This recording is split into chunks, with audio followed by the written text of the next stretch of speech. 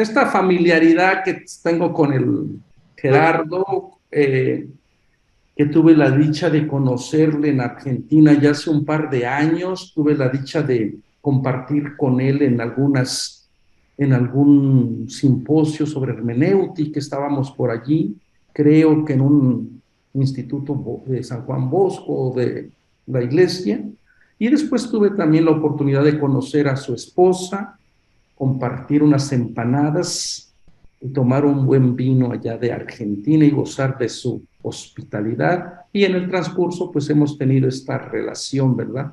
Y de verdad que él es una persona muy apasionada de la palabra de Dios y también muy pastoral. Esto es lo más bonito a veces de toda la gente que andamos en los caminos de Dios, de que queremos que los comunidades de base también escuchen el mensaje de una manera nueva, novedosa. Así que Gerardo, es un gran placer, un honor tenerte aquí, hermano, y esperamos que podamos vernos nuevamente y bueno, compartir sueños, compartir proyectos. Muchas gracias por tu generosidad. Gracias, querido Manuel, y gracias a todos los que están aquí presentes.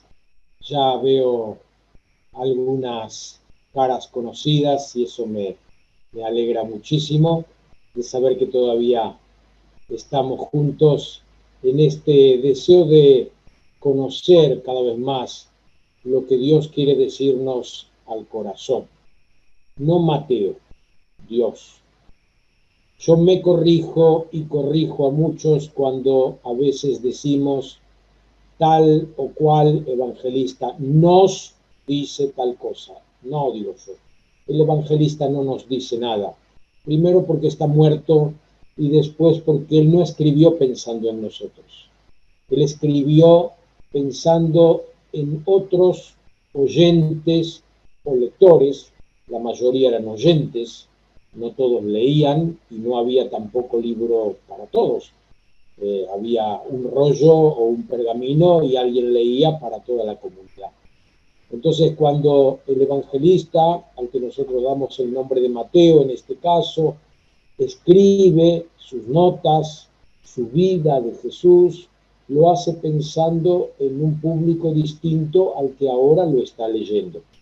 Y en una cultura, en una sociedad con otras problemáticas, con otras necesidades, con otras formas de comunicarse, de relacionarse, de percibir y construir la realidad, porque la realidad es una construcción, ¿verdad?, que vamos haciendo en la interacción que tenemos con lo que nosotros llamamos objetos, en tanto y en cuanto que los objetivamos.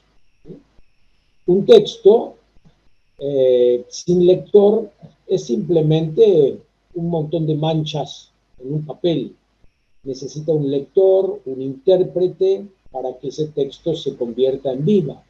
Y ese autor, que una vez que concluyó su escrito de alguna forma muere, vuelva a revivir. Pero revive en otra cultura, en otra situación vital, y entonces nosotros tenemos que hacer siempre un gran esfuerzo para interpretar. Durante mucho tiempo se buscaba tratar de reconstruir la intención del autor. Incluso muchos todavía siguen diciendo eso. Por ejemplo, el Papa Francisco. El Papa Francisco muchas veces dice, hay que ver qué quiso decir el autor. Pero esto no lo podemos saber, no hay forma de saberlo. Podemos hacer hipótesis, arriesgar hipótesis, pero nunca podemos saber verdaderamente lo que quiso decir el lector. Más fácil tal vez es ver qué quiere decir para nosotros hoy, pero para realmente que el texto llegue a decirnos algo a nosotros hoy, primero tenemos que tratar de entender la significación de ese texto en el momento en que fue escrito, el valor que le daban a las palabras en ese momento. A mí me gusta poner el ejemplo de niño, el término niño, cuando Jesús dice, si no se hacen como niños, no entrarán en el reino de los cielos. pero nada que ver la idea de niño que tenemos nosotros hoy. Muchos de nosotros hemos estudiado a Piaget, conocemos las etapas evolutivas en la percepción que el niño tiene de la realidad, en la construcción que el niño hace de la realidad. Bueno, eso era desconocido en la antigüedad. El niño en la antigüedad más bien era como una especie de enano que uno estaba esperando que creciera para darle una pala, una escoba, un hueso para hilar. Alguien que no producía, alguien que tenía muchas posibilidades de morir en cualquier momento. Pensemos que en la época de Jesús solo un 40% lograba superar los 12 años, el 60% restante moría antes. Entonces, ser como niño no tiene nada que ver con lo que hoy día es un niño. Y ya que estoy hablando de niño, voy a hablar de mi nieto Vicente, el único que tengo por ahora, que tiene 3 años y medio, y lo estoy llevando a nadar. Y cuando lo llevo a nadar, él me pide que lo lleve a lo profundo, profundo, pero a lo profundo, profundo cerquita, no a lo profundo, profundo lejos. Entonces hay un profundo, profundo cerquita y hay un profundo, profundo lejos. Pero cuando yo lo llevo al profundo, profundo cerquita, que es cuando el agua ya le cubre la cabeza, por más que lo llevo con unos flotadores y demás, percibo que él tiene una gran alegría de ir a lo profundo, profundo, pero al mismo tiempo un miedo muy grande. Y entonces le tengo que recordar, no tengas miedo, acá está el abuelo. Hasta que el agua no le llegue acá al abuelo, estamos bastante seguros. Y entonces él va mirando a dónde me sube el agua a mí para ver qué tan profundo, profundo y qué tan profundo, profundo cerquita o profundo, profundo lejos estamos. Bueno, yo quisiera que hoy vayamos un poco profundo, profundo lejos en Mateo. Espero que nadie se me asuste. Y si se asusta, levanta la mano y comenta. Nosotros no podemos leer nunca un texto con objetividad. Acá tengo a mi gran amiga Martita Triay, que es una gran filósofa, y ella nos podría dar clase, ¿no?, de lo que significa la objetividad en la lectura. Algo imposible de conseguir.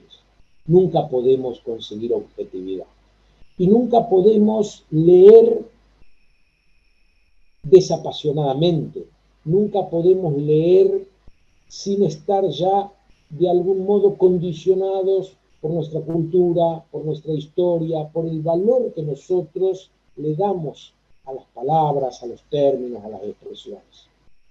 No es lo mismo decir padre para alguien que ha tenido la suerte, el privilegio de tener un padre bondadoso, un padre tierno, un padre que se ha ocupado de él, que decir padre para alguien que lamentablemente ha tenido la experiencia de un padre lejano, de un padre demasiado exigente, o lo que es peor aún, de un padre ausente, de un padre abandónico.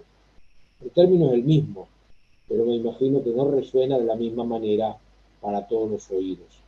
Entonces, cuando nosotros tenemos que leer un texto, interpretar un texto, lo primero que deberíamos hacer es examinarnos a nosotros mismos, ver cuáles son nuestros condicionamientos sociales, culturales, nuestras deformaciones profesionales. No es lo mismo cuando lee un texto un ministro ordenado que cuando lo lee un laico. Y si ese laico es panadero, no es lo mismo que si es costurera, barrendero, psicólogo, médico, abogado, o simple padre o madre de familia que no tiene una profesión, sino que tiene un trabajo y es un artesano, o simplemente es un colaborador en la construcción o en otras cosas. Entonces, cada término tiene para nosotros un peso distinto.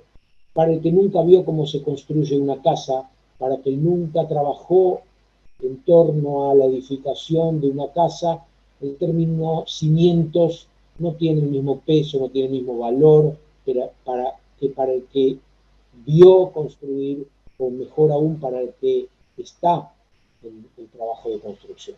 ¿Se entiende? Entonces, lo primero que nosotros tenemos que hacer antes de estudiar un texto, y en este caso estamos estudiando no un texto, sino todo un evangelio, no hemos hecho recortes. Entiendo que los distintos ponentes, entre los cuales yo me siento honrado de estar, seguramente estoy simplemente por el cariño que me tiene Manuel, porque veo que han tenido ponentes muy elevados, pero cada uno de los ponentes ha tenido la libertad de elegir un tema dentro del Evangelio de Mateo, o según Mateo, para hablar con más precisión. Yo cuando me propusieron esto pensé enseguida en hablar de Jesús como hijo de Dios y como hijo en general. ¿Por qué? Porque yo creo que una de las categorías más importantes para todos nosotros es la de ser hijos. Muchos de nosotros no tenemos la experiencia de ser padre, de ser hermano, de ser abuelo, de ser esposa, esposo, pero todos, de alguna u otra manera, tenemos la experiencia de ser hijos. Hijos con padres reales conocidos, hijos con padres ausentes, pero hijos al fin. Sabemos que de algún lado hemos venido. Entonces me pareció que el término hijo en Mateo sería un buen hilo conductor y que nos ayudaría para empezar a ver cómo la lectura de los textos siempre permite nuevas profundizaciones. Nosotros empezamos por lo playito, vamos a lo profundo, profundo cerca, y de a poquito si nos animamos, y sobre todo si tenemos al lado a alguien, en el caso nuestro este alguien es la comunidad cristiana, que viene leyendo y estudiando a Mateo desde por lo menos el año 70-75. Piensen que Mateo es el evangelio que más comentarios ha tenido a lo largo de la historia, sobre todo en la antigüedad. Mateo es el evangelio que más ha sido leído en la liturgia. En la liturgia anterior al Concilio Vaticano II, casi siempre el evangelio que se leía era el evangelio según San Mateo. No por nada la iglesia es tan patriarcal, porque el evangelio de Mateo es el evangelio más patriarcal. Es el evangelio en que las mujeres están menos visibilizadas, no menos presentes, menos visibilizadas. Para poner un simple ejemplo, el ángel le anuncia no a María, sino a José el nacimiento de Jesús. Es José el personaje principal después de Jesús en los capítulos que tienen que ver con su anunciación y nacimiento, no María, como es en el caso de mi querido Lucas. Entonces, no tengamos miedo de ir a la profundidad, tratemos de ir pensando en esto. Les van a enviar, o no sé de qué manera, porque yo no soy como algunos grandes, como Ariel Álvarez Valdés, que hace unos PowerPoint impresionantes. Yo me quedo con la boca abierta cuando lo veo a él, que más allá de su gran conocimiento y sabiduría, todavía tiene tiempo de hacer PowerPoint. Claro, él no tiene que criar un nieto, pero ya le va a llegar a lo mejor la hora y ahí no va a poder hacer esos power tan prolijos que él hace. Yo apenas pude hacer un listadito y se los he mandado, no sé si los van a compartir de algún modo a todos ustedes, si no, por las dudas, lo comparto ahora en el chat, pero es simplemente para que ustedes no, si lo logro compartir, a ver, como para que ustedes no pierdan tiempo en ir tomando nota de todas las citas y para que después ustedes puedan ir profundizando tranquilamente en todo lo que hablamos. Entonces, ya digo, la idea mía es ir viendo un poquito en el Evangelio según San Mateo el tema de el Hijo, Jesús como Hijo. Ya se los estoy mandando entonces esto Bueno, fíjense que el evangelio más antiguo, el evangelio según San Marcos, durante mucho tiempo ustedes se acordarán que se pensaba que en realidad Marcos era un resumen de Mateo. Hoy son muy pocos los que defienden esto, si es que alguno lo defiende. La mayoría dice que no, Mateo y Lucas dependen de Marcos. Marcos sería el evangelio original, escrito alrededor del año 55-60, o sea, muy tempranamente, antes de la destrucción del templo y de Jerusalén. ¿Cómo empieza el evangelio según San Marcos? Geneseo, comienzo, génesis de la buena noticia de Jesús, Mesías, Hijo de Dios. Fíjense que tempranamente ya se lo está denominando a Jesús Hijo de Dios. Ahora, este Hijo de Dios en Marcos significa lo mismo que Hijo de Dios en Mateo, en Lucas, teniendo en cuenta que ellos escriben para un auditorio determinado. Yo ya me atrevo a decir que Hijo de Dios en Mateo tiene muchas más connotaciones con lo que significa eso en el contexto del Antiguo Testamento que no en Lucas.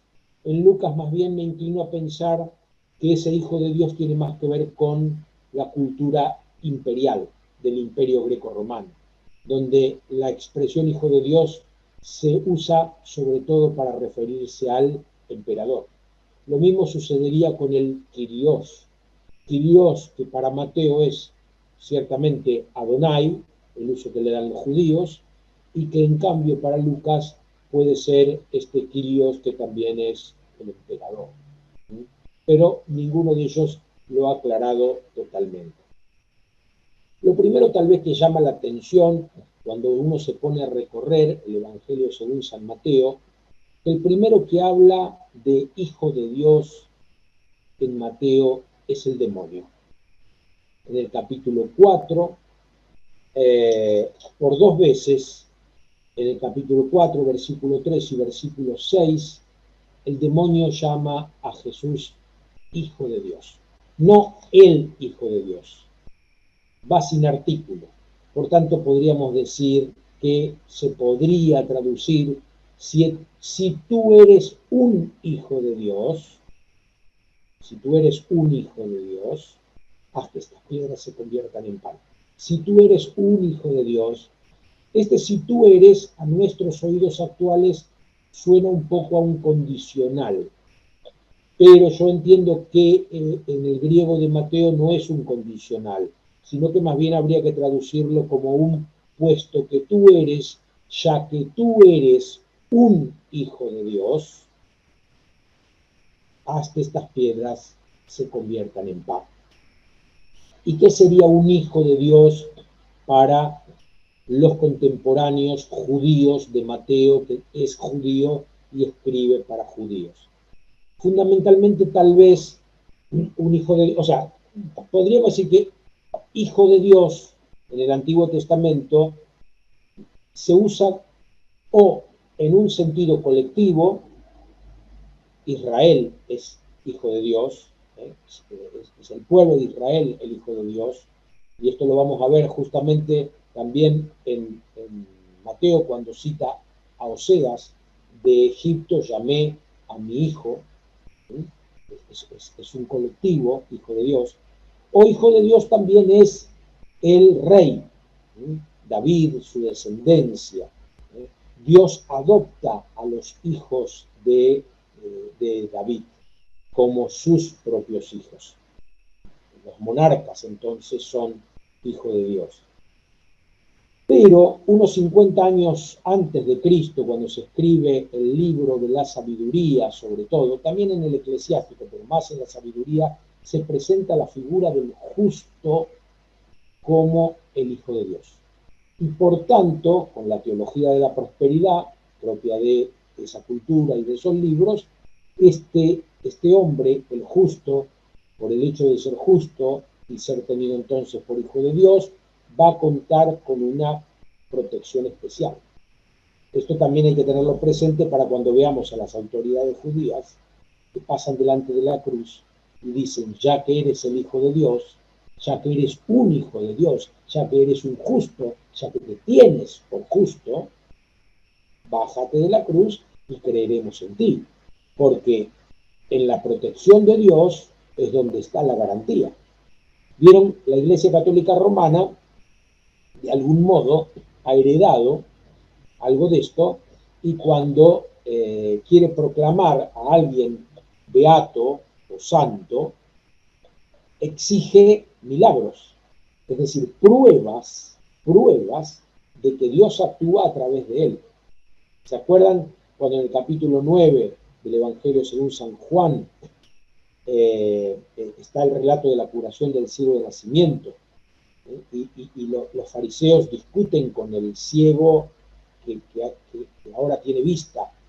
Y dice, nosotros creemos, dice el ciego, que Dios no escucha a los pecadores. Entonces, si lo ha escuchado a Jesús, que es el que me curó, significa que no es un pecador.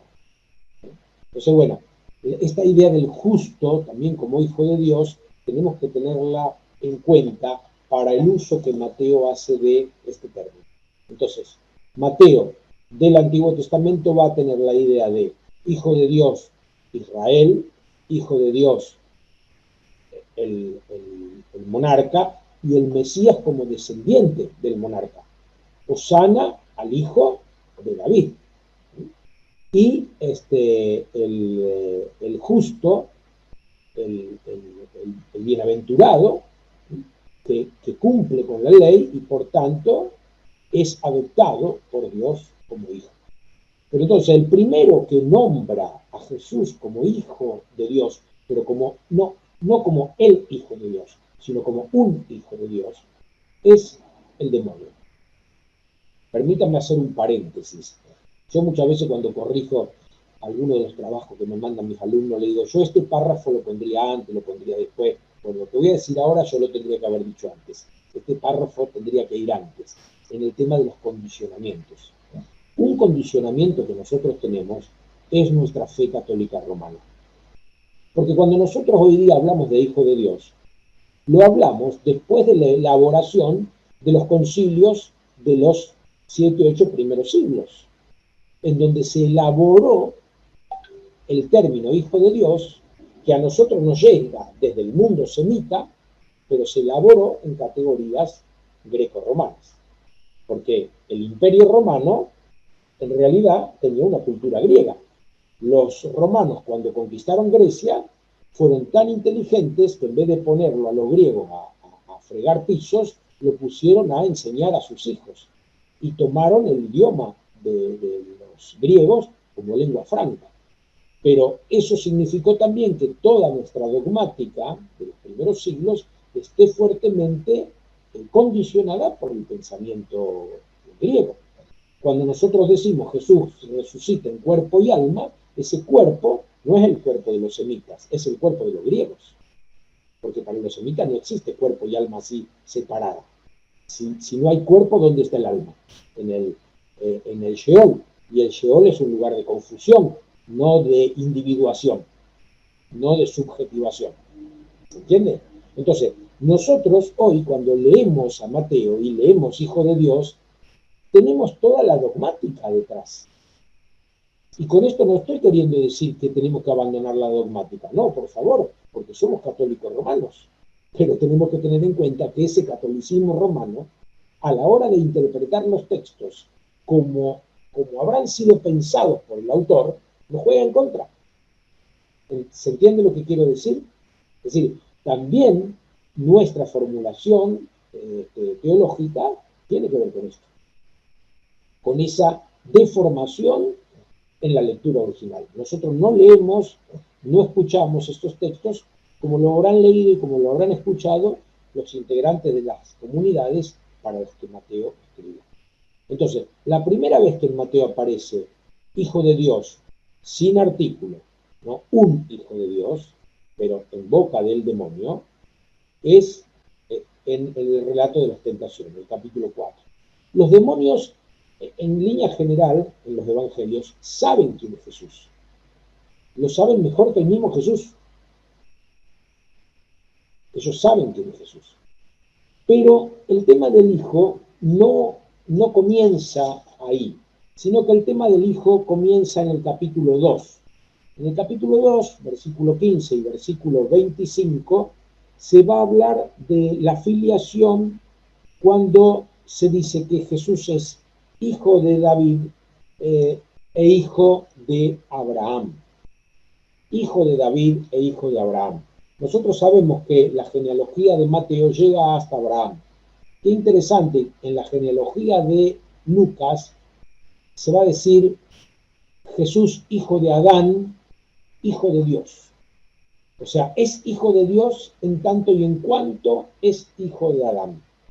Tendríamos que también nosotros, para entender un poco todo esto, releer las cartas de Pablo, en donde Jesús es hecho hijo después de la resurrección. O sea, la categoría de hijo de Dios le viene en tanto y en cuanto ha resucitado. ¿Se acuerdan ustedes, ya que estamos hablando también de la resurrección, que primero se decía, Dios lo resucitó, Dios lo levantó de entre los muertos? Y después se dice, Jesús resucitó. Pero primero se habla de Jesús en sentido pasivo, es levantado de entre los muertos. Después se elabora, muy prontamente, por cierto, porque ya digo, alrededor del año 55-60, Marcos nos está diciendo Jesús, Mesías, Hijo de Dios. Entonces, en 2, 15 y 25, en la genealogía de Jesús, ya se habla de hijo, pero hijo de Abraham e hijo de David. Y de algún modo, de esta manera también, él es hijo de Dios, porque Abraham fue adoptado como un hijo. Sal de la casa de tu padre, sal de la tierra de tu padre, sal de tu patria, le dice Dios a Abraham, y te daré una nueva tierra. Si le da una nueva tierra, entonces lo convierte en su heredero, y por tanto él es su padre. Y cómo no hablar de David, ¿no es cierto? ¿Cuántas imágenes hay en los libros que se refieren a David, en Samuel, en Reyes, después en Salmo y demás, en donde hablan de esta filiación del rey con Dios? Entonces también Jesús es hijo de Dios a través de Abraham, a través de David.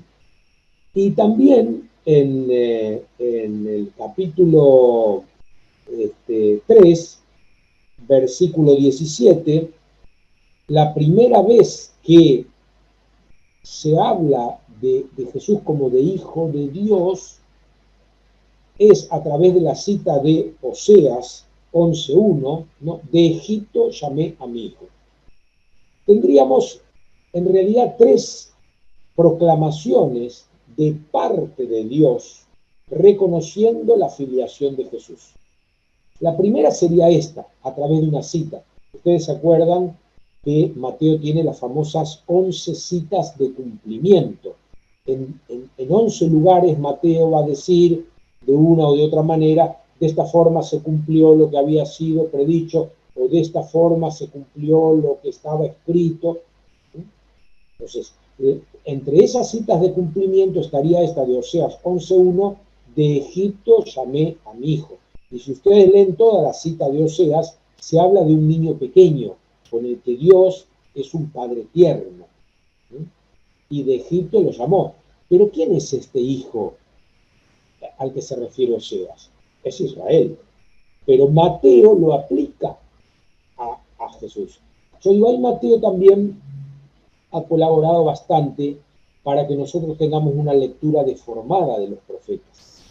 Nosotros leemos a los profetas como adivinos, que pronostican lo que va a ocurrir. Pero esto es una cosa que surge para mí en el cristianismo a través de Mateo. Es decir, Mateo relee el Antiguo Testamento a partir de Jesús. Nosotros, los cristianos, siempre releemos el Antiguo Testamento a partir de Jesús. Por eso, cuando Pablo, por ejemplo, va a decir, esa roca que golpeó Moisés con la vara y brotó agua, y que de alguna manera el Evangelio de este domingo pasado, la Samaritana, nos lo recuerda, esa roca era Cristo. O sea, nosotros releemos el Antiguo Testamento desde Cristo. Entonces, la primera cita que haría referencia a esta filiación y que vendría de algún modo de parte de Dios, sería esta de Oseas 11:1.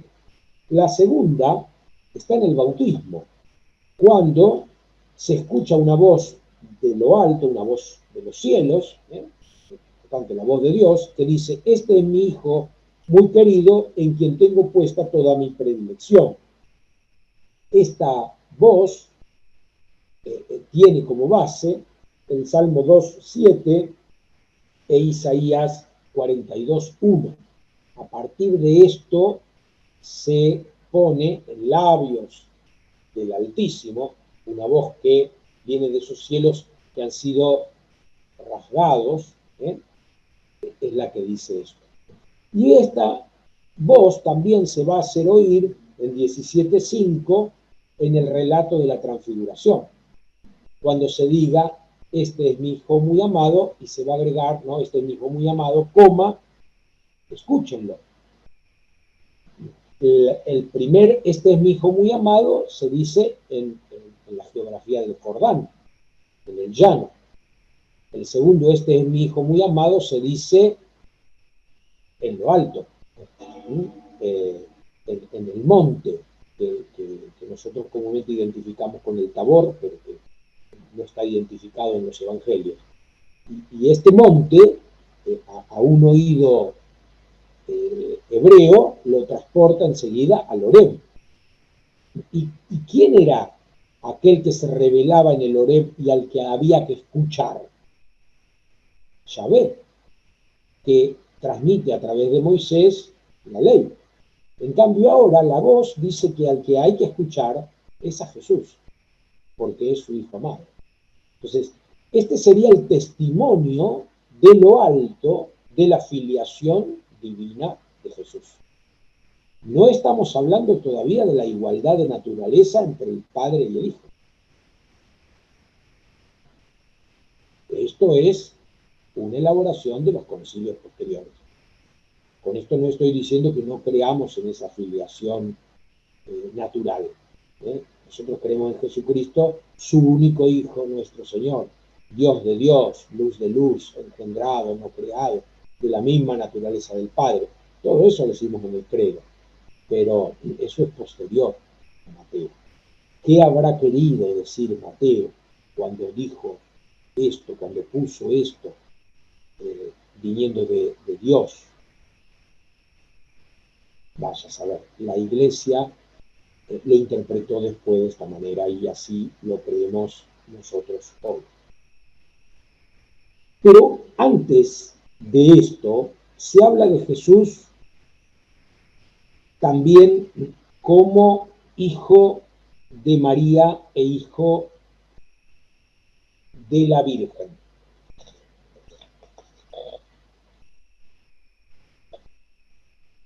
De hijo de María se habla en 1:21 y en 1:23 se habla de el hijo de la Virgen, citando a Isaías 7:14 según la versión de los 70, porque ustedes saben que en hebreo no se usa el término virgen, sino que se usa el término doncella.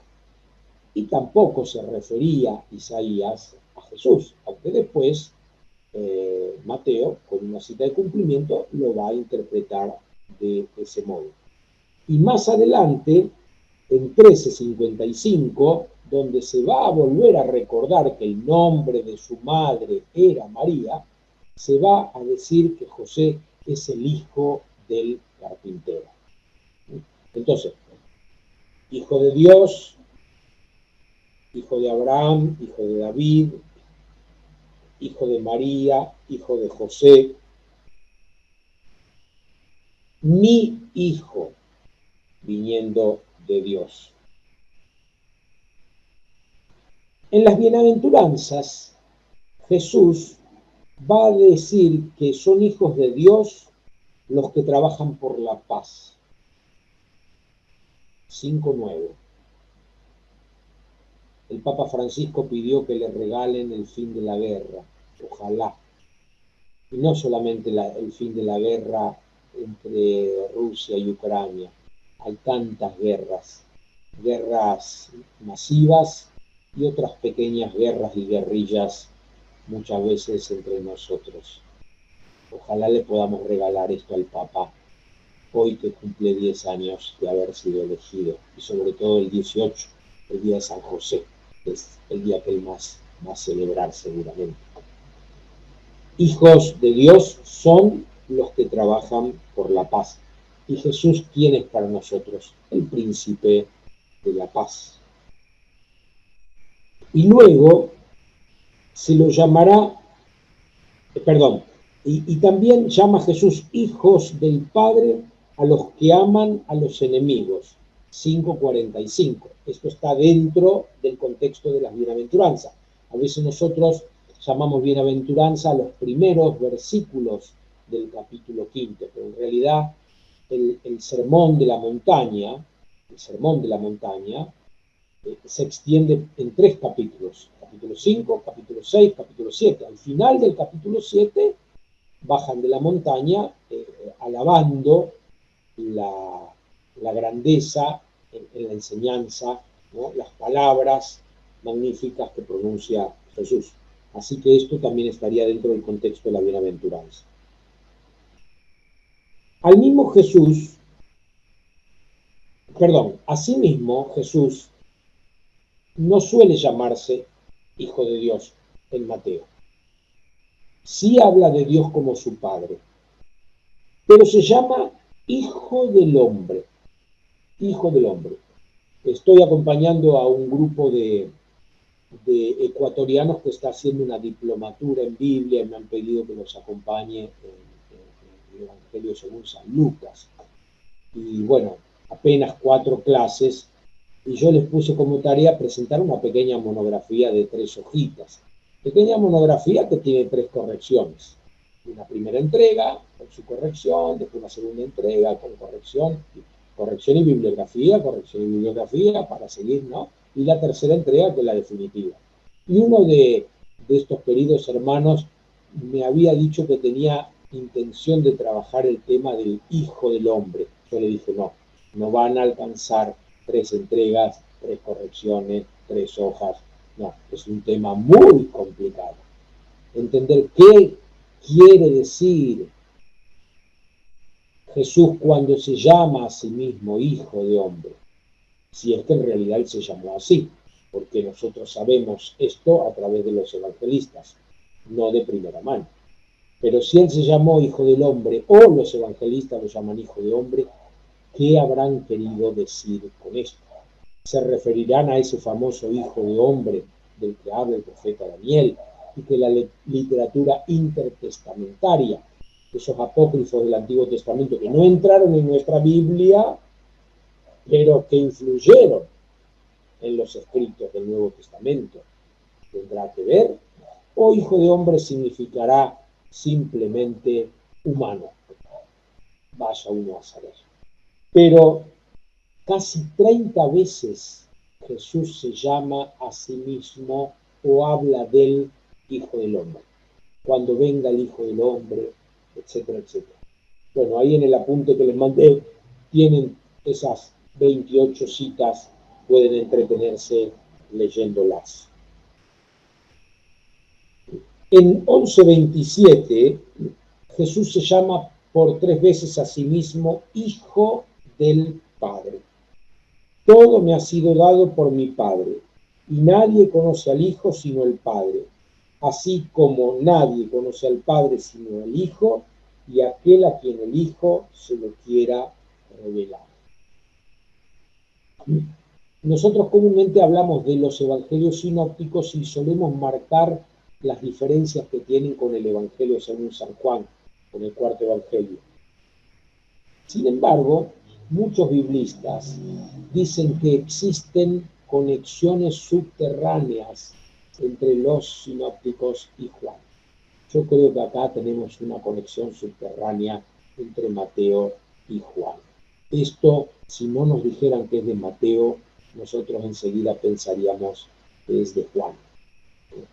Pero ahí ven que él no dice yo soy hijo de Dios, sino que habla de Dios como su Padre. Es hijo del Padre. ¿Es lo mismo, Gerardo? No. no es lo mismo, no es lo mismo. Y en 7 ocasiones va a decir, mi Padre que está en los cielos. Ahí le dejo las citas, después ustedes lo miran tranquilo, así nos queda un tiempito para interactuar. También en este grupo podemos poner a esas parábolas o alegorías en las que se habla, ¿no? ¿Se acuerdan de los viñadores homicidas? Que el dueño del campo manda para pedir la renta, manda primero siervos, los apalean, los terminan matando. Dice, mandaré a mi hijo, seguramente a él lo van a respetar. Bueno, ya este hijo no lo respetaron, ¿no? Es una parábola alegórica. Y nosotros sabemos a quién se refiere Mateo cuando cuenta esta parábola. Entonces ahí también se hablaría de Jesús como hijo. Y además de decir mi Padre que está en los cielos, varias veces también habla directamente de mi Padre. Ahí yo le pongo todas las citas, después ustedes si quieren se entretienen.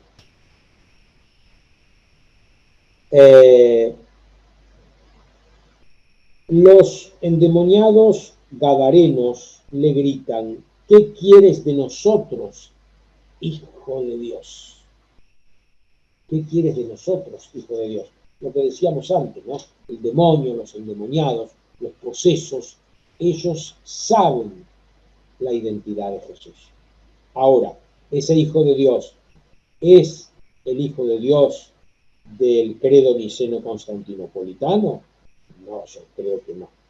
Los demonios todavía no habían estado en el concilio.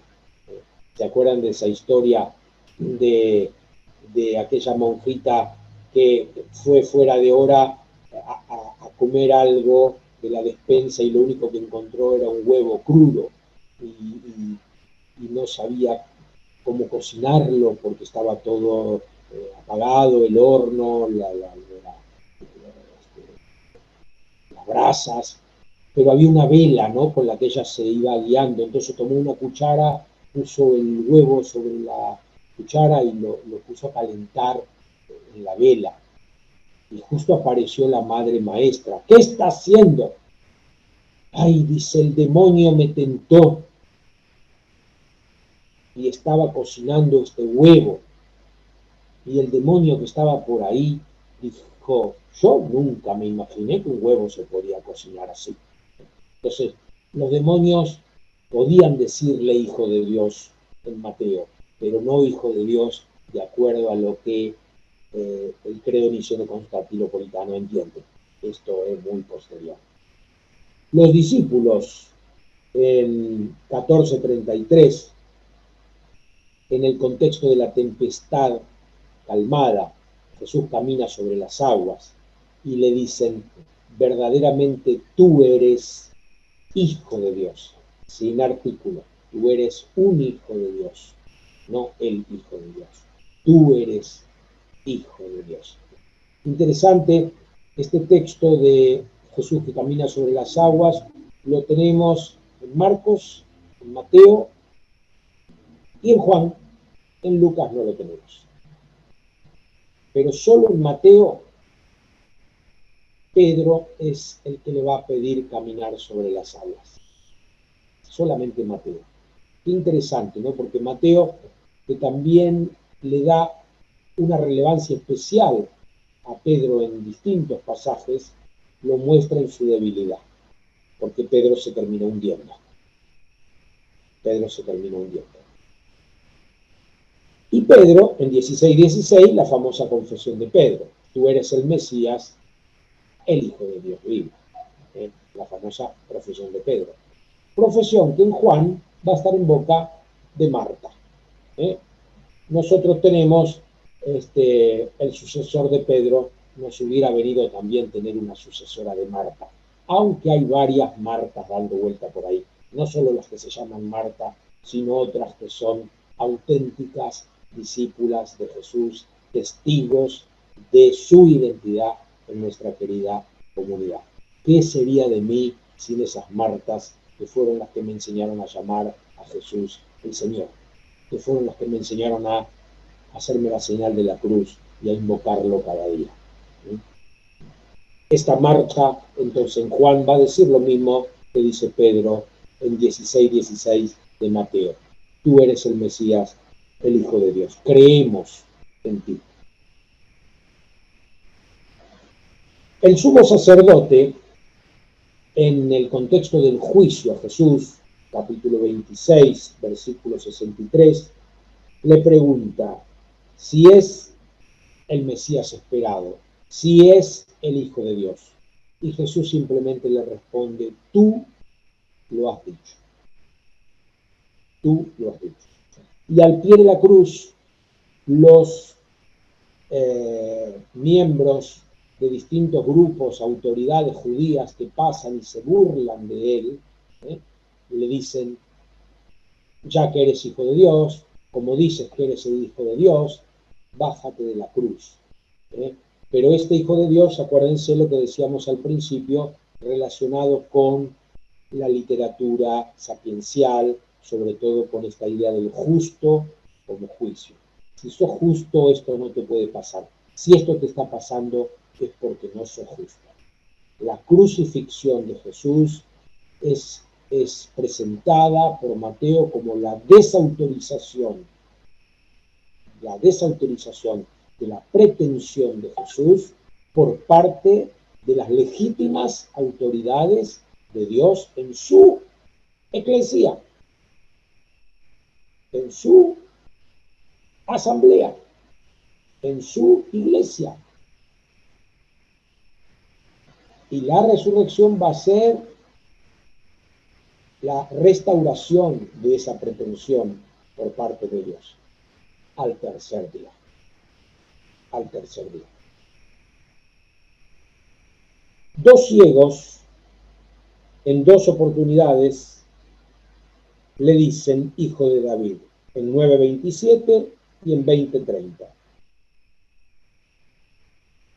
Y así será aclamado en 21:9 y 21:15 cuando entra triunfante a Jerusalén. Hosana al Hijo de David. Otra vez a Jesús se lo denomina hijo, pero en el sentido mesiánico, el Hijo de David. Pero Jesús, en 22, 41, 46, niega que el Mesías pueda ser hijo de David, porque David no lo puede llamar Señor. Dijo el Señor a mi Señor. Entonces, qué interesante, ¿no? Cómo van apareciendo todas estas citas que después hay que armar. Son como piezas de un puzzle. Lo que pasa es que Mateo lo armó. Claro, Mateo lo armó presentándonos la vida de Jesús. Y este atrevido argentino lo está desarmando, ¿no? Como quien armó una vez un puzzle y lo desarma para armarlo en otra oportunidad y entretenerse. Pero Mateo tiene todas estas piezas metidas en su magnífica obra. Algunos se preguntan en 12:23, ¿no será este el Hijo de Dios? Qué lindo, ¿no? Este domingo lo veíamos también en el capítulo 4 de Juan, cuando la samaritana, después de tener la confirmación de que es el Mesías, el esperado, yo soy el que habla contigo, es el yo soy, el ego eimi. La mujer, ya con fe, sale corriendo y cuando anuncia a Jesús, dice, he encontrado a un hombre que me dijo todo lo que hice. ¿No será acaso el Mesías? No impone, sino que deja la incógnita, porque la fe es un asentimiento personal, no producto de una lucubración, sino fruto de la gracia. La fe es gracia de Dios. Mateo va a decir, no todo el que dice Señor, Señor, entra en el reino de los cielos.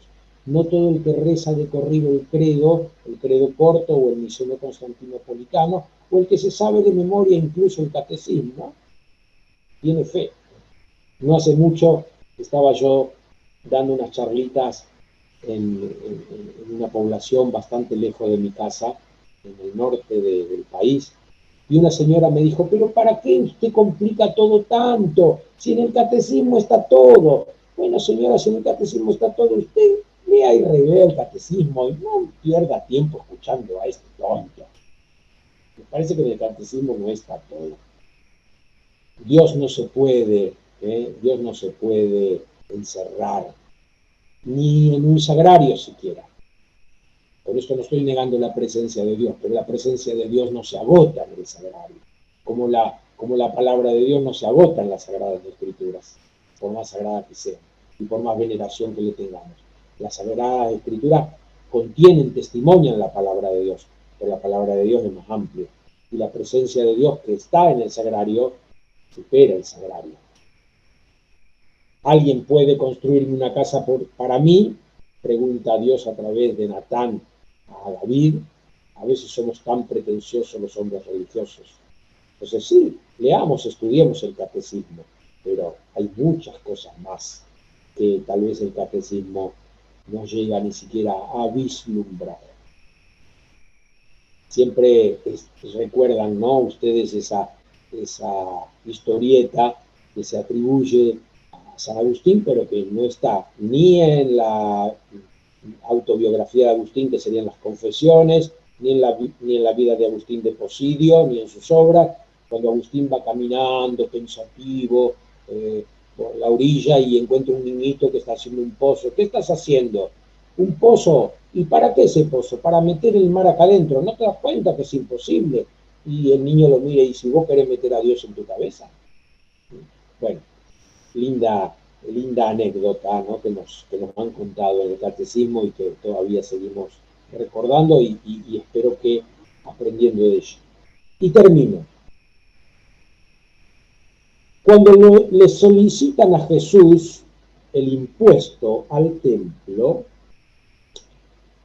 Jesús habla con Pedro y dice, ¿está bien que los hijos paguen el impuesto o el impuesto lo pagan los otros? Entonces ahí también él se está sintiendo hijo del que habita en el templo. Por tanto, libre de pagar el impuesto.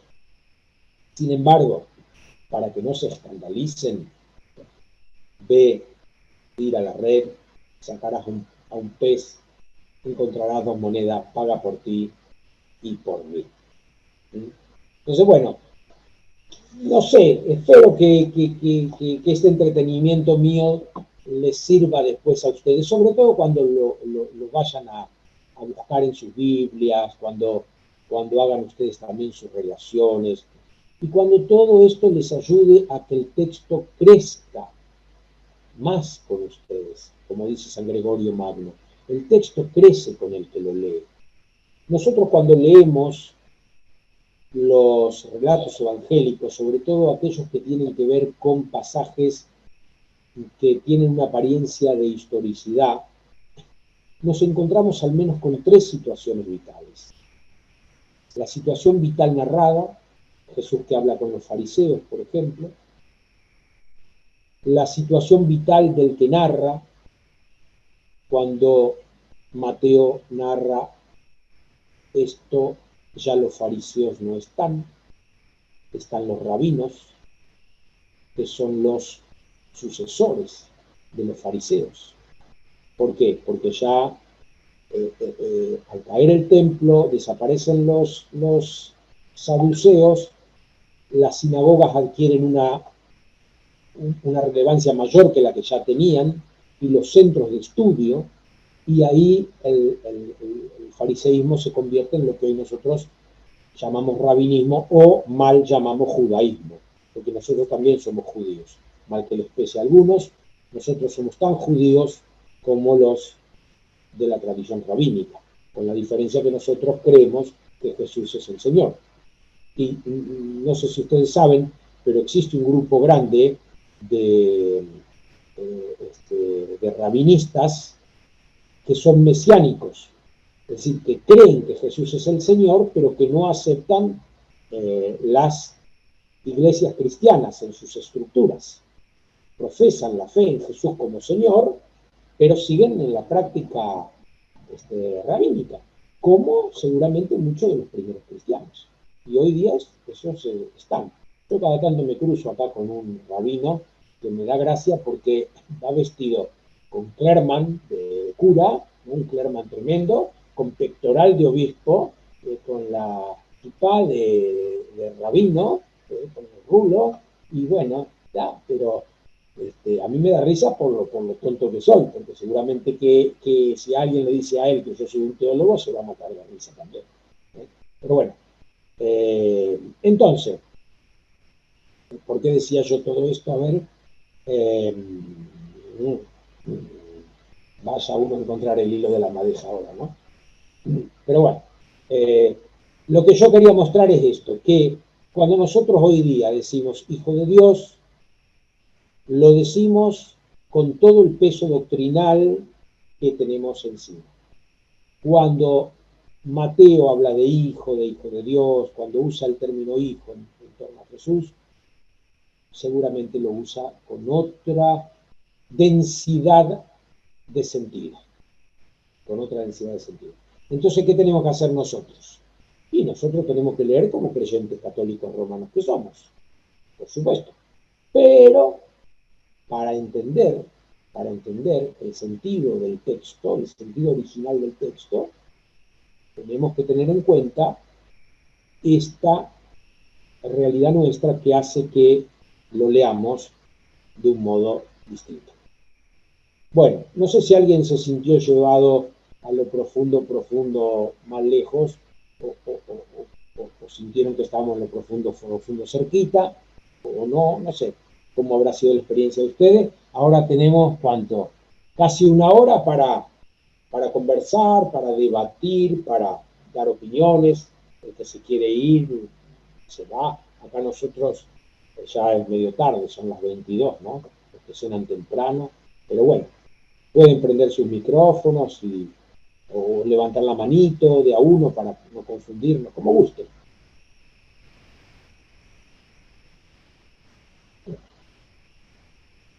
Los que me conocen saben que no me molesta que alguien me contradiga, ¿no? Porque hay dos biblistas, mínimo 3 opiniones. Así que no hay problema.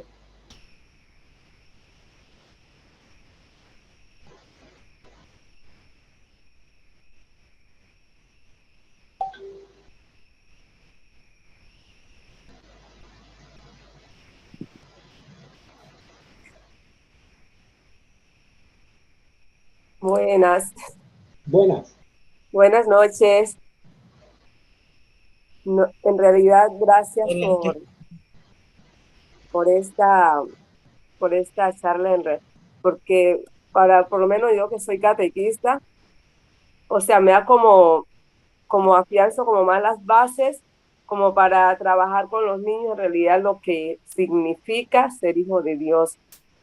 Porque uno, con todas esas connotaciones que nos las está dando, nos las hace aterrizar, no es como muy alegremente, como dice uno, va diciendo que es hijo de Dios, una cosa entre ya tengo pues como en realidad bases teológicas, bíblicas y todo eso, como puede decir uno, para uno argumentarle a los niños y trabajarle a los niños como el significado de hijo de Dios. Gracias por toda esa amplitud que le ha dado a lo a lo que conlleva ser hijo de Dios en la Biblia. Bueno, querida Guadalupe, lo que sí, por favor, si mañana tenés catequesis, no se lo digas mañana. Primero, a seguir estudiando un poco, a profundizar y después ver cómo traducir eso a un lenguaje que ellos puedan entender.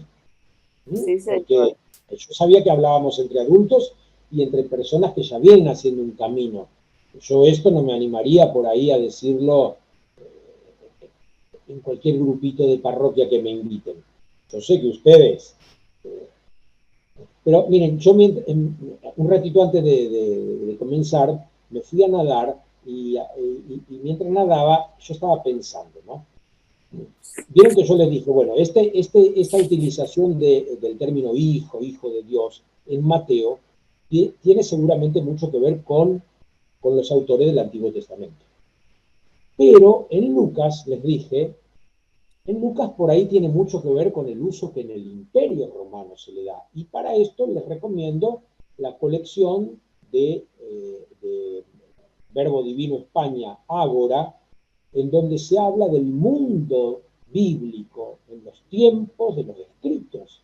Y entonces hay muchos libros donde profundizan en términos, por ejemplo, qué significaba cuerpo, qué significa familia, para que nosotros entendamos hoy cómo lo usaban ellos. Y miren la atrevida idea que tuve yo mientras nadaba. Yo dije, ¿qué pensaría el Vaticano si se enteraran que este grupo de gente que tanto quiere y casi idolatra al padre Manuel Villalobos Mendoza, lo empezara a llamar Santo Padre o Santidad, ¿no? Lo llamara así, Santo Padre, Santidad. ¿Cómo lo tomarían en el Vaticano? ¿Cómo tomaría el Imperio Romano que los cristianos a Jesús lo llamaran Hijo de Dios, Kyrios? ¿Cómo tratarían en sus sinagogas los rabinos que a Jesús lo llamaran Adonai, Kyrios? ¿Se entiende esto? Entonces, los textos evangélicos son contraculturales. Son culturales en tanto y en cuanto escriben condicionados por su cultura, pero al mismo tiempo son contraculturales porque le están dando a las palabras otro sentido.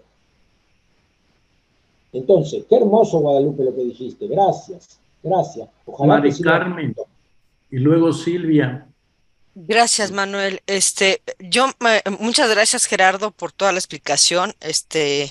Creo que me quedaron claras lo que nos estás diciendo acerca de Hijo de Dios y si se llama el Hijo de Dios, pero la última parte, ahora sí que cuando hablas del impuesto del templo y de todo esto, ¿me podrías explicar un poquito más? No me quedó como que muy claro esta situación cuando él está en el templo y que le pregunta a Pedro, o que Pedro le contesta que sí pagan el impuesto y que le pregunta a Jesús si qué le parece si los reyes de la tierra de quienes cobran impuesto de los hijos o de los extraños. Si me lo podrías explicar un poquito más, Gerardo, por favor.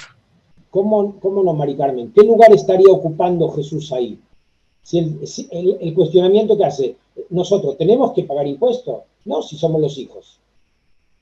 O sea, de algún modo él se está atribuyendo la filiación. Ahora, no de naturaleza divina, no. Pero está diciendo, yo soy hijo de Dios, entonces yo no tengo que pagar el impuesto. Pero para que no se escandalicen, vamos a pagarlo. Ahora, ¿esto quién lo dice? Esto lo dice Mateo. O sea, es la elaboración que hace Mateo. O sea, en este texto, nosotros podemos encontrar. ¿Y qué pasa? Que muchas veces nosotros domesticamos los textos a costa de las interpretaciones que se repiten. Fíjense, ya que estamos hablando del templo y de la limosna del templo, comúnmente hablamos de la generosidad de la viuda. Lean con atención los textos y nunca se habla de la generosidad de la viuda. Simplemente Jesús dice que la viuda es la que más dio porque dio su propio sustento. Pero ahí está haciendo una denuncia al templo. El templo le está arrancando a la viuda el corazón. Le está sacando la comida de la boca. La está dejando hambrienta. El templo que tendría que asistirla, ¿se entiende? Es una crítica. No por nada eso está ubicado inmediatamente antes del prendimiento de Jesús. Este rebalsó el vaso. Que no nos toque las viudas, que son las que siempre ponen. Entonces, ¿se entiende? Pero la interpretación siempre fue por el lado de la generosidad. No, volvamos a leer los textos. Entonces, volví a leer, Mari Carmen, con calma, este texto y a ver qué te dice. Tranquilos. Silvia. Muy buenas noches. Primero que nada, estoy todavía un poquito mal porque salí positiva del COVID, pero voy a tratar, estoy tomando agua. Muchísimas gracias, profesor. me dio así un alumbramiento bien grande porque yo he sido lectora en mi parroquia por hace más de 20 años y nunca, yo siempre tenía esa duda, pero no tuve el coraje, la valentía de preguntarle a los sacerdotes por qué en el Antiguo Testamento las lecturas que yo leía, el Hijo de Dios se refería a Israel. Yo no lo entendía, nunca lo entendí hasta ahorita. Y me cayó el 20 y dije, wow. Entonces aquí vengo aquí es donde estoy para dar las gracias, ¿verdad? A Ibicla, el padre Manuel, porque en realidad estas enseñanzas nos abren los ojos como no tiene idea.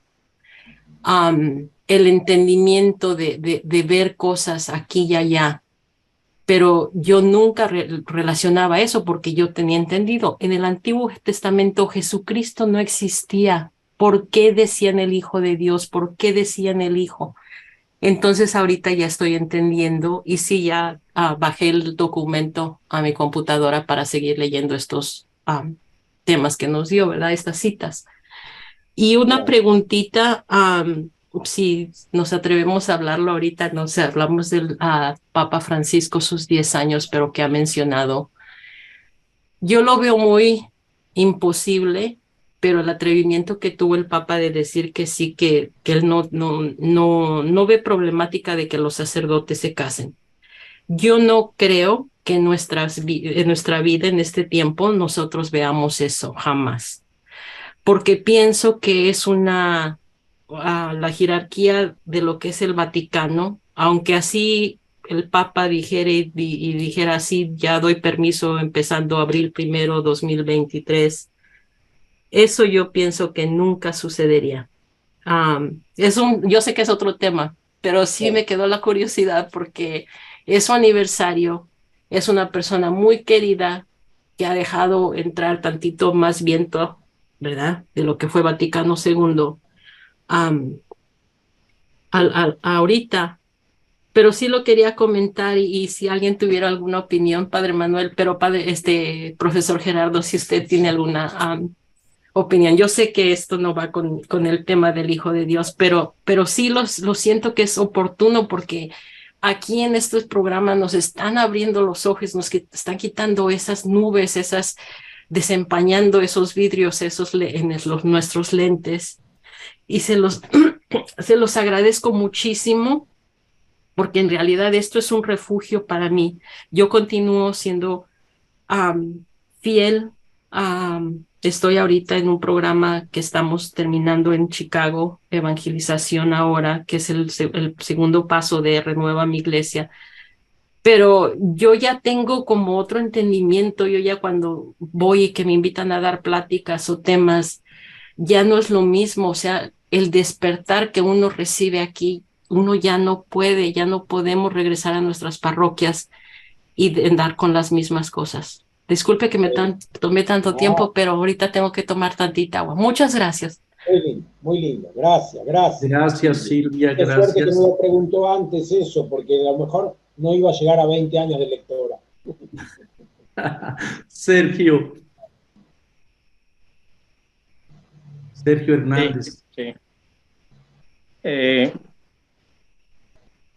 Todo esto me trae a la mente o pensar qué tanto influye, o sea, las culturas de los pueblos antes de Israel en cuestión de su cultura y religiosidad sobre divinizar a personas en razón precisamente sobre esto del Hijo de Dios al nombrar a Jesús.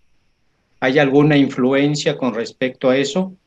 Porque también Piñero comenta que Pablo divinizó a Jesús. Entonces, ¿de fondo hay algo de esto también? Bueno, de hecho, claro, el tema es que nosotros llamamos Dios a algo, ¿no? ¿Cómo dice Leonardo Boff? Así de humano solamente podía hacerlo el mismo Dios. O sea, Leonardo Boff descubre la divinidad de Jesús justamente en su humanidad, ¿no? O sea, esta humanidad así tan natural, tan honesta, tan espontánea, tan, bueno, sí, hay mucho para pensar, hay mucho para trabajar. Nosotros tenemos una idea determinada de Dios. Cuando decimos Dios estamos pensando en algo, en el ser mayor del cual no puede existir otro, etcétera, etcétera. Bueno, no, pero casi siempre vamos por el lado de un pensamiento filosófico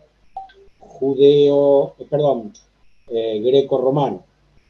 El Dios de la Biblia es un Dios que cambia. Cuando huele el asadito que está haciendo Noé una vez que salieron del arca, dice, nunca más voy a castigar al hombre porque comprendió Dios que el corazón del ser humano está inclinado a la maldad desde chico. Comprendió Dios. Entonces, ¿qué idea tenemos de Dios? ¿Qué queremos decir cuando decimos Dios? Es para trabajarlo, ¿eh? Muy bien, no creo que lo podamos contestar ahora. Leónides.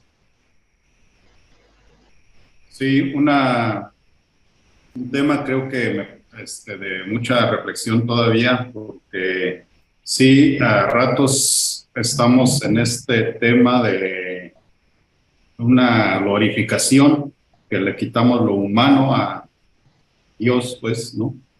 Y me parece que tenemos que trabajar mucho este tema de la humanización, es decir, cómo entender que entre más divino, más humano, como se nos presentan en los textos de la resurrección, ¿no? Es decir, Jesús resucitado prepara los pescados, es decir, preocupado por la atención.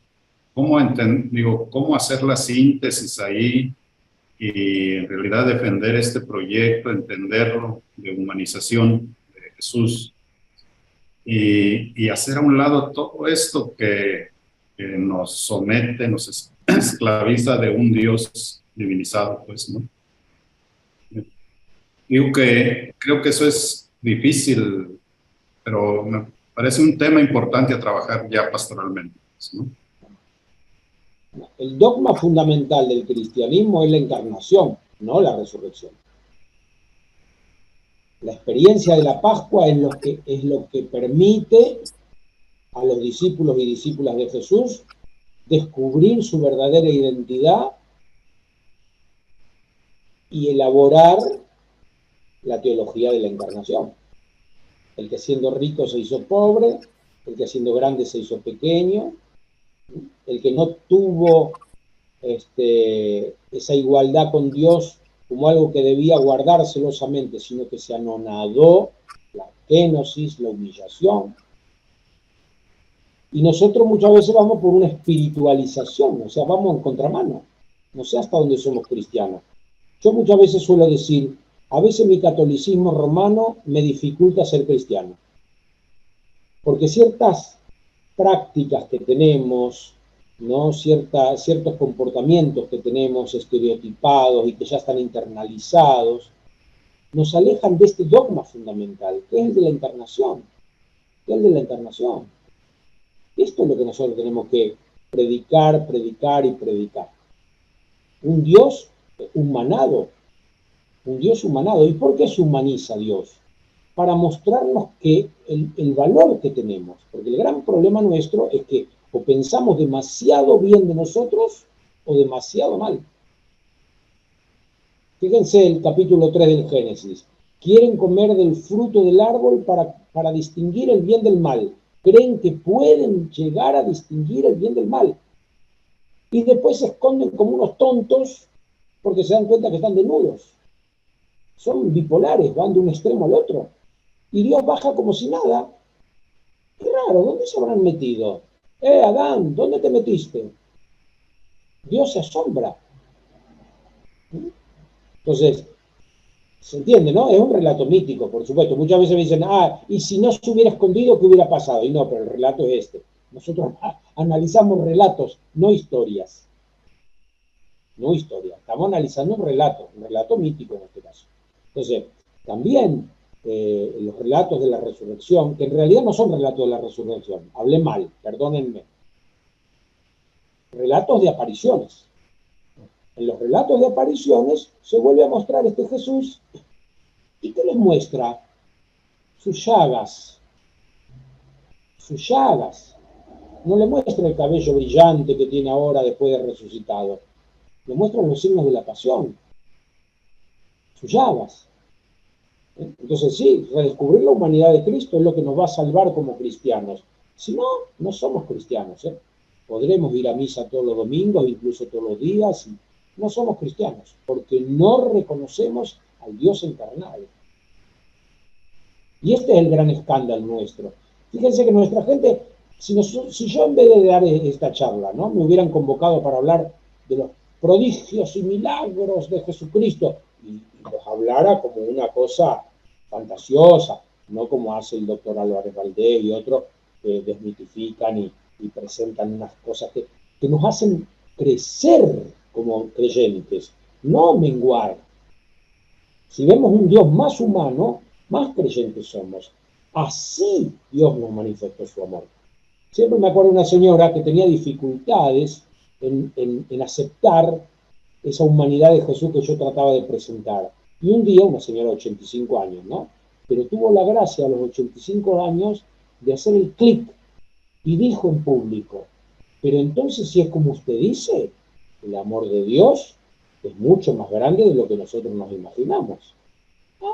Ah, bienvenida. Un Dios misericordioso que perdona a los que se arrepienten. ¿Qué misericordioso es?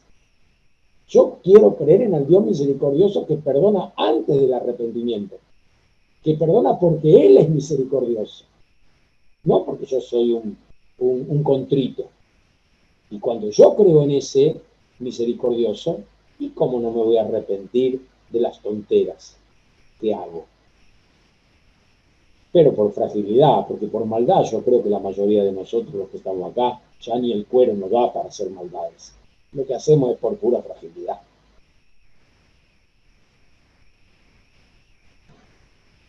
¿Alguien más quiere hablar? Yo creo que Dios debería haber sido argentino, oliendo asaditos, gustando los aromas, el sabor. ¿Alguien más quiere compartir?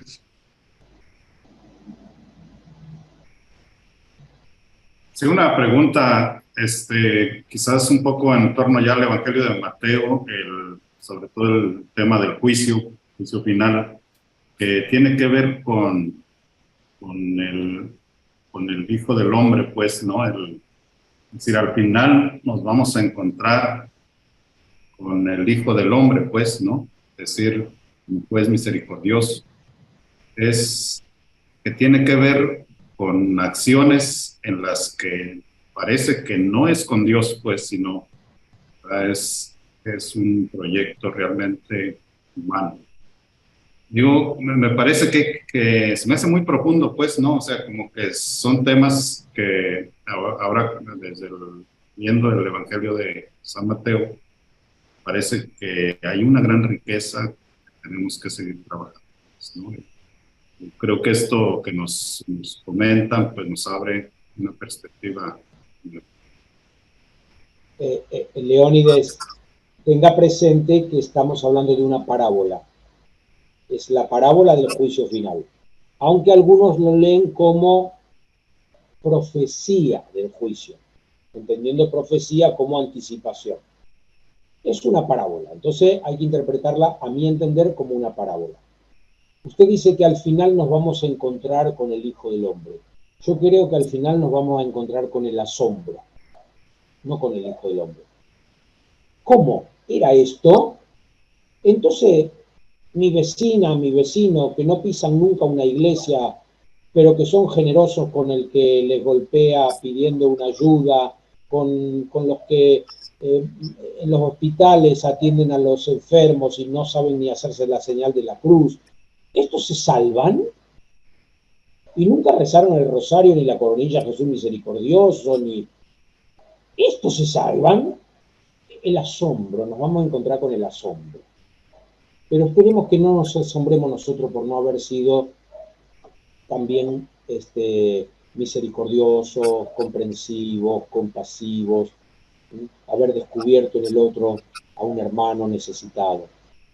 Ojalá que esta parábola nos sirva para que por lo menos no nos asombremos tanto. Pero sí, para mí, al final está el asombro. Al final está el asombro. Mi Muy bien, interpretación. gracias. Tenemos también a Pedro y a Martín. Parece también que muchos se confundieron con el horario, por eso es que no entraron, apenas están integrando o se integraron. En Chicago cambió la hora, así que asegúrense para la próxima vez de comenzar una hora antes. Pedro. Padre Manuel, muy buenas noches. Buenas noches, Pedro. Profesor Gerardo, algo que no me queda supremamente claro es, o es resurrección o es encarnación. El dogma fundamental es la encarnación. Lo que nosotros llamamos resurrección o Pascua es ese fenómeno que se da para Jesús ya fuera del tiempo y del espacio, porque Jesús ya entró en otra dimensión, ¿no? Por eso él entra sin golpear la puerta, lo necesita. Se manifiesta a personas que sí están en espacio y tiempo. Entonces, los relatos, que no son relatos de resurrección, relatos de resurrección solamente hay en el Evangelio apócrifo de Pedro. Los evangelios no hablan de la resurrección, hablan de las apariciones. Pero el fenómeno que nosotros llamamos Pascua, la experiencia pascual, es lo que permite a los que eran simples discípulos y discípulas de Jesús convertirse en discípulos de Cristo. A mí me gusta hablar de la familia de Jesús y la familia de Cristo. Vinieron su madre y sus hermanos y lo mandaron llamar. Y él preguntó, ¿quiénes son mi madre y mis hermanos? Los que escuchan la palabra de Dios y la cumplen, esos son mi madre y mis hermanos. Familia de Jesús, los que tienen vínculos carnales. Discípulos de Jesús, los que lo siguieron desde Galilea hasta Jerusalén. En primer lugar, las mujeres. No fueron las primeras que lo siguieron, pero fueron las que lo siguieron hasta el final. Y vieron dónde lo sepultaban. Entonces, el seguimiento de Jesús es una cosa, el seguimiento de Cristo es otra cosa. Cuando se descubre que Jesús es el Cristo. ¿Cuándo se descubre esto? En la Pascua.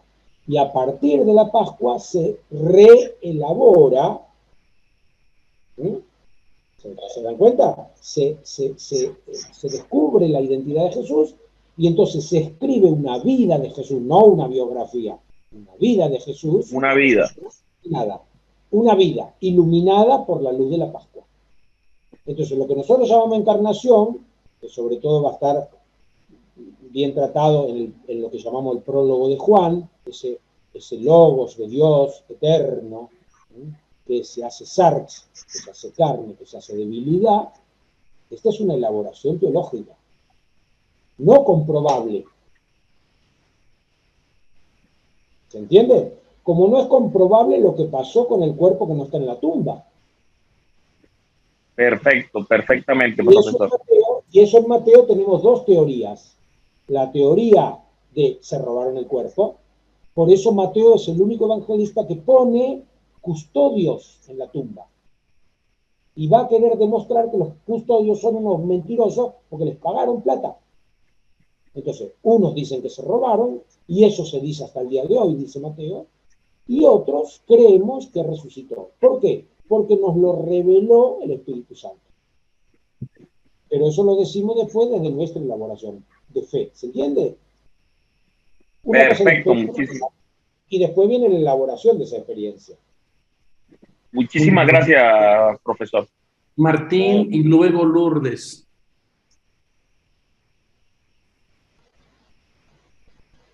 Martín, el micrófono. Sí, ya. Entonces es correcto decir que el Dios del Antiguo Testamento, ¿verdad?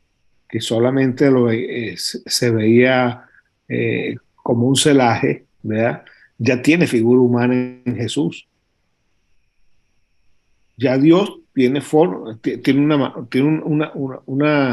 un cuerpo, pues, ¿no?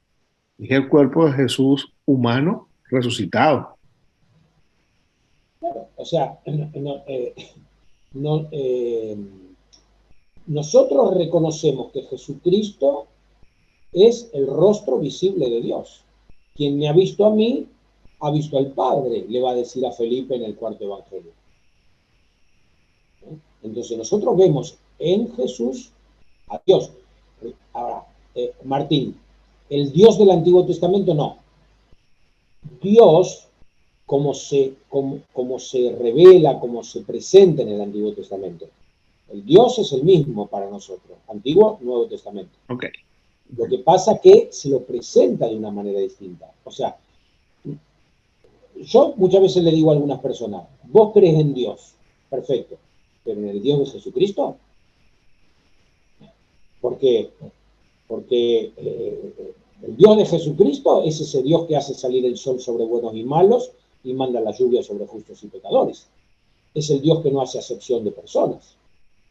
Es el Dios que acepta a todos sin distinción.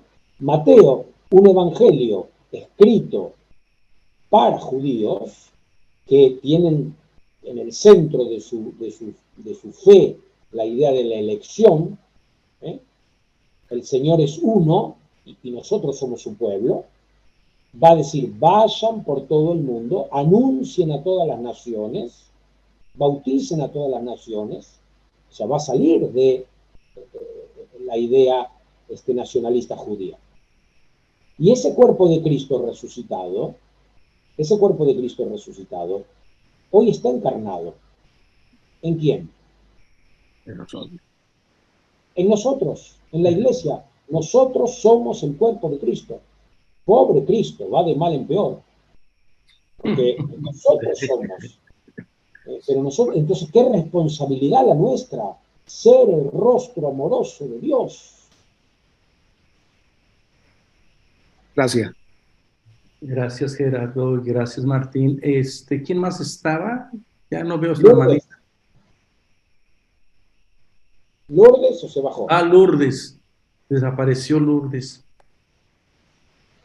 ¿Ya? Ah, Lourdes, acá está. Si es de este mundo de tres toques. Lourdes. Ahí se fue. No, acá estoy, acá estoy. Ok. Buenas noches. Buenas noches, profesor Gerardo. Buenas noches, padre Manuel. A mí me ha hecho resonancia mucho el tema de Hijo de Dios ahora, desde lo que usted lo ha comentado, porque es bien cierto que no tiene fe, entonces de nada vale que ore, de nada vale que practique, ¿no? Y eso lo he podido compartir como catequista, ¿no? Muchas veces a veces me he cuestionado yo algunos años en la época de catequista, o sea, ¿qué tanta fe tengo yo para poder evangelizar o anunciar en los niños el evangelio? Y eso a mí, a lo largo de mi tiempo de catequista, o sea, yo me he ido haciendo cuestionamientos en diferentes etapas, precisamente por eso, ¿no? O sea, si tú no tienes fe, nada vale que tú evangelices, leas, ores, o sea, el típico cristiano paporreta, ¿no? Ese es por un lado. Y por el otro, hoy justo encontré una publicación del padre Manolo Cayo, que es un salesiano argentino, pero que trabaja acá en Perú, en una parroquia de Auxiliadora, y hablaba justo de los 10 años del padre Francisco, de sus 10 años de padre, ¿no? Y hablaba de que el padre Francisco había humanizado a Jesús, o sea, le había quitado la mística a Jesús del Jesús, el Dios Todopoderoso o el Hijo de Dios arriba, ¿no? Que lo había hecho más humano, que lo había acercado, y que él hablaba mucho de que Dios, o sea, que Jesucristo era el amor de Dios era el amor a tus hermanos, el compartir con tus hermanos. Entonces, y ahí volvía nuevamente el ponerle a reflexionar que él mucho protege, por ejemplo, el tema de los inmigrantes, y a veces nosotros, ¿no? Cuando llega mucho inmigrante, por ejemplo, el tema de los inmigrantes venezolanos que han llegado a los países norteamericanos o a otro país, los inmigrantes ahora que están saliendo por el tema de las guerras en Asia y Medio Oriente, todo eso, a veces nosotros como que decimos, no tanto inmigrante, no, porque entran a nuestro país, ¿no? Y ahí rompemos el tema de ser verdaderamente pues representantes de Jesús, ¿no? Bueno, Y el eso, Papa Francisco escribió un documento muy lindo, cortito, que se llama Patris Corde, refiriéndose a San José. San José en el Evangelio de Mateo tiene un lugar muy importante. Y yo creo que ese documento del Papa es muy bonito, es muy profundo, muy bíblico, ¿no? Y nos habla de esa necesidad de transformación que todos tenemos. José, dice Mateo que José era justo, pero no ejerció la justicia de acuerdo a los parámetros de su cultura, sino que aprendió otro tipo de justicia. Hizo una hermenéutica del otro lado, José. Se le adelantó un poco a Manuel, porque se puso del lado de María y pensó la situación desde el lado de María. Dejó de pensarla desde el lado del machito que tiene a su prometida y se puso en el lugar de esa doncella embarazada y la llevó a su casa. Me parece que la figura de José nos puede ayudar mucho también para entender este evangelio precioso de Mateo. Y ustedes que son fieles discípulos de este espacio, que como bien se dijo, abre cabezas, respetando el tiempo de cada uno. Por eso, vale la pena orar, aunque uno ore mal, aunque uno no tenga fe, no importa, porque orar en el fondo es perder el tiempo, es demostrar que Dios es más importante que nosotros. Así que vale la pena todo lo que hagamos, aunque no lo hagamos bien. Dios se mata de risa viendo las tonteras que hacemos, pero hagámoslas, tranquilo. Norberto. Gracias a todas y todos, muy buenas noches, Padre Manuel, muy amable. Gracias, profesor Gerardo, por compartirnos. Hablaba usted, profesor, de la división de la familia de Jesús y la familia de Cristo. Lógicamente, tenemos como perfectamente entendido esto que nos comentó. Mi pregunta es, ¿hasta dónde es posible, si es posible, la división en el Jesús histórico y en las composiciones teológicas que normalmente nos comparten? Yo creo que es posible, pero que nosotros no lo podemos hacer. Así como cuando Jesús comenta la parábola del trigo y la cizaña, dice, no hay que arrancar la cizaña, hay que dejarlas crecer juntas, y al fin de los tiempos, los ángeles separarán la cizaña del trigo. Ni siquiera al fin de los tiempos nosotros tenemos la capacidad de separar. Y creo que no podemos separar nosotros al Jesús histórico del Cristo de la fe, porque los evangelios lo que presentan es el Cristo de la fe, con una base, por supuesto, en el Jesús histórico, pero es un Jesús histórico visto desde la Pascua, Entonces, yo saben cómo superé esto. A mí ahora me interesa el Jesús humano. Y entonces, perdónenme que me voy al evangelio que a mí más me gusta, que es el evangelio de Lucas, pero a mí me encanta ver a ese Jesús en pañales. espero que nadie se ofenda por lo que voy a decir, cagado hasta las orejas. Ese es el Dios que se hizo humano por mí, así de humano, que necesita pañales. Yo que tantas veces le recé al niñito Jesús de Praga, con su capita, con su coronita, con todos los signos de poder, ahora le rezo al Jesús lleno de bosta propia y ajena, porque está ahí en el pesebre, ¿no? Y ese Jesús ahí me dice, mirá cómo estoy por vos, mirá cómo me puse por vos.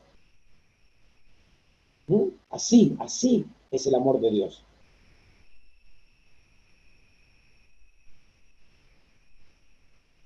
¿Alguien más quiere compartir, comentar?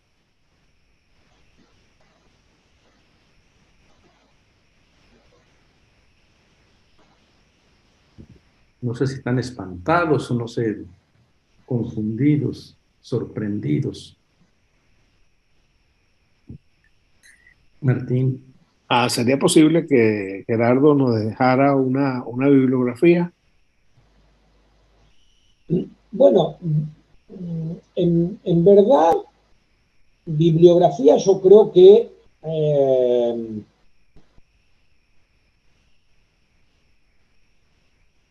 lo que yo les he dado les da pie a ustedes para meterse a hurgar en el Evangelio. Entonces después hay un montón de libros interesantes en torno al Evangelio de Mateo. Yo soy muy aficionado a los libros de Verbo Divino, que a nosotros aquí en mi país se nos hace casi imposible comprar por el precio que tienen, pero que, por ejemplo, sé que en Ecuador, en el Centro Bíblico Verbo Divino, los comercializan a un precio razonable para el país, y no sé ustedes allá cómo tendrán. Claro, en cada país la bibliografía, porque acá hemos tocado un punto, una idea, ¿no? Una isotopía, la isotopía de la filiación del Hijo en Mateo. No sé si existe algún libro específico. Existe un montón de comentarios de Mateo que pueden ser muy útiles, pero no sé si sobre este tema puntual, del tema de la filiación en Mateo, hay algo, la verdad, que mentiría si les digo. Pero después, en todo caso, si alguien tiene interés en algún punto en particular, pueden consultar y me derivan a mí la consulta. Yo con mucho gusto les busco bibliografía específica sobre un punto. Mire, nosotros tenemos una biblioteca muy amplia de libros y a veces cuando me da la impresión de que no conocen nuestra página, como que no saben todo lo que tenemos, nuestros canales oficiales de cursos. Cuando preguntan estas preguntas, digo, ay, no conoce que tenemos un curso sobre ángeles, sobre la sexualidad, y están todavía allí. Entonces, familiarícense con nuestra bibliografía. Tenemos muchísimos libros de todo lo relacionado a la Biblia. No tenemos todavía tiempo, queríamos ponerlo todo por secciones, como en la biblioteca, pero no hemos tenido tiempo, pero ahí están, lo más que pudimos hacer, Nuevo Testamento, Antiguo Testamento y Evangelios. Así que si quieren la gente aprender más, pues siempre es bueno ver lo que podemos ofrecer en casa. Muchas personas todavía están todavía diciendo que los horarios, asegúrense que para la próxima vez no les pase esto, para la próxima semana, por favor. Ya les dije que cambiamos en Chicago el tiempo, se cambió en Chicago el tiempo, y esto fue lo que ocurrió. ¿Alguien más quiere compartir?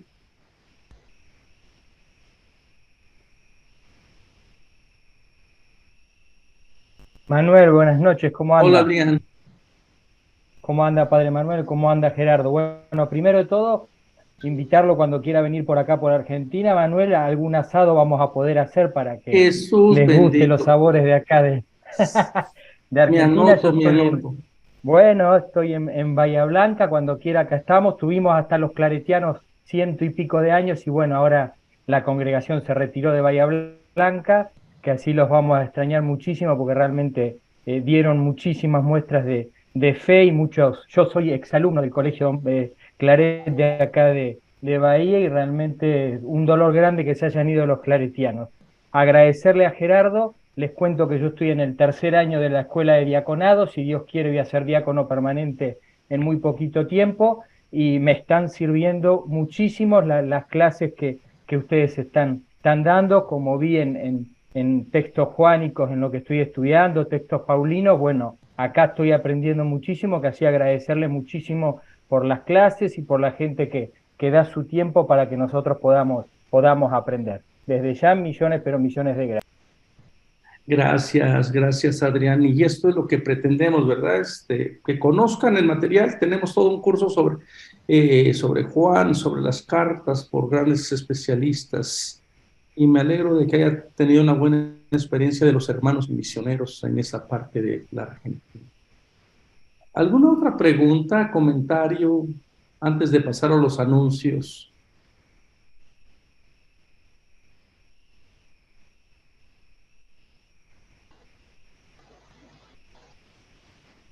Bueno, Gerardo, parece que ya agotaste a la gente con sabiduría, les dejaste para pensar, especialmente toda esta humanización tan interesante, ¿verdad? De Dios. Estoy ahorita traduciendo yo mi libro y justamente estoy con un libro, yo sé que es la segunda parte de Marcos, ya mero está y trato algunos temas que estuvieron ahorita hablando y la verdad que es muy gratificante cuando se leen los textos pues desde el margen, ¿verdad? Desde la periferia, cuando se humanizan, cuando se toman en cuenta. Así que si no hay otra pregunta, pues no me queda más que agradecerte y agradecerles a todas las personas que nos han estado acompañando. La próxima semana, ya nada más nos quedan 2 clases. Y qué apropiado, porque la próxima semana creo que es sobre la pasión en el Evangelio de Mateo, por el profesor Raúl Lugo, y después viene la señal del templo por Ricardo López. Él hizo su tesis doctoral sobre el templo, así que todo lo que tiene que ver con el templo, él es un experto. Así que bueno, para que apunten bien sus horarios y no se confundan. No sé si yo la quieran dar el anuncio de las mujeres voces proféticas, cómo les va, cómo fueron. Mari Carmen, Giselle. Hola, ¿sí me escuchan? Sí. Sí. Gracias, buenas noches. Sí, nos fue excelente en esta primera sesión con Elizabeth Gareca, una excelente exposición acerca del sincretismo religioso. Les invitamos a todas las mujeres, les recordamos que es solo para mujeres. Por ahí había unos comentarios de que por qué no podían entrar los hombres y que por qué los excluíamos. Y no es que los excluyamos, ni es que tampoco tengamos nada en contra de ellos. Simplemente es un espacio para las mujeres, se hacen reflexiones a veces de temas muy íntimos y que a veces la presencia de un hombre puede cohibir al resto de las mujeres.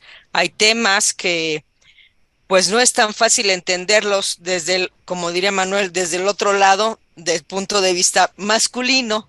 Entonces, precisamente por eso es únicamente para mujeres. Sesionamos los martes a las 5 de la tarde.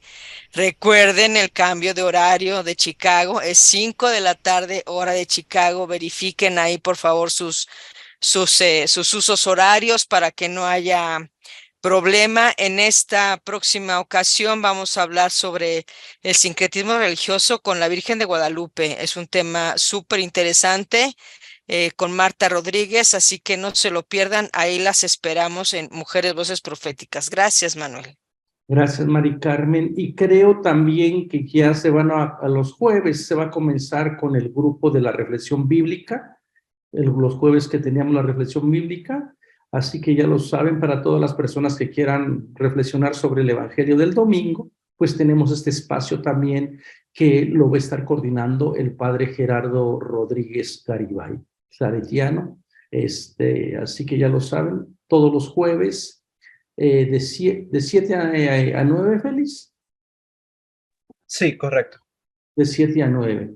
Y bueno, no me queda más que agradecerles. Gerardo, muchísimas gracias de verdad, porque hablas desde el corazón, desde tu experiencia. Me encantó que compartieras esta imagen tan filosófica de tu nieto, ¿verdad? De tu nieto, de quererse a lo profundo, pero a lo cerquita y no a lo lejos. O sea, muy profundo, muy filosófico. Gracias por tu tiempo, por tu generosidad, por el servicio que prestas a la iglesia. Y bueno, si Dios quiere y si Dios lo permite, nos estaremos viendo en el mes de abril. Así que muchas gracias también a todos ustedes por sintonizarnos lunes tras lunes. Ya nada más nos quedan 2 lunes, por favor, que no desfallezca este ánimo y a seguir adelante. Hoy estaba un poquito triste, dije, ay, ¿por qué comenzó tan poquita gente? Ya después supe lo del cambio de los horarios. Pero bueno, nos vemos hasta la próxima semana. Cuídense mucho, que Dios les bendiga.